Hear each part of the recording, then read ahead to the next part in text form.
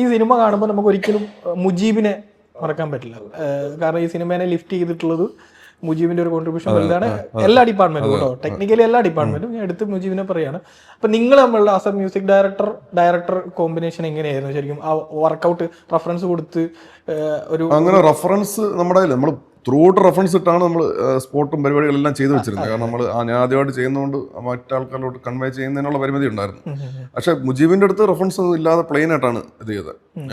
പിന്നെ കിഷ്കിന്താകാണ്ടോ കണ്ടിട്ടാണ് പുള്ളിയെ സെലക്ട് ചെയ്യുന്നത്. പുള്ളി അപ്പം ഭയങ്കര രസമാണ്, പുള്ളിയുടെ കൂടെ വർക്ക് ചെയ്യാൻ ഭയങ്കര കംഫർട്ടാണ് നമ്മൾ. കാരണം പുള്ളിക്ക് യാതൊരുവിധ പ്രശ്നങ്ങളോ ബുദ്ധിമുട്ടോ അങ്ങനെയൊന്നുമില്ല, ഏതെങ്കിലും തരത്തിലുള്ള ഈഗോയോ അങ്ങനെയൊന്നുമില്ല. നമ്മൾ പറയുന്ന കാര്യം കൃത്യമായിട്ട് മനസ്സിലാക്കിയിട്ട് പുള്ളി അതിനെ നമുക്കൊന്ന് നമ്മളെ സർപ്രൈസ് ചെയ്യുന്ന രീതിയിൽ ഔട്ട്പുട്ട്സ് തന്നുകൊണ്ടേയിരിക്കും. അങ്ങനത്തെ ഒരു ഇതായിരുന്നു. അപ്പോൾ ആ പുള്ളിയുടെ കാര്യത്തിൽ നമുക്ക് നല്ല കോൺഫിഡൻസ് ഉണ്ടായിരുന്നു. പിന്നെ വർക്ക് തുടങ്ങി ആ ഫ്ലോയിലും അതേ കോൺഫിഡൻസ് മെയിൻറ്റെയിൻ ചെയ്ത് തന്നെ പോയി. പുള്ളി ഭയങ്കര ഇപ്പം മറ്റേ പാട്ടൊക്കെ ആണെങ്കിൽ നമ്മൾക്ക് ഭയങ്കരമായിട്ടുള്ള ലിഫ്റ്റ് തന്ന പാട്ടാണ്.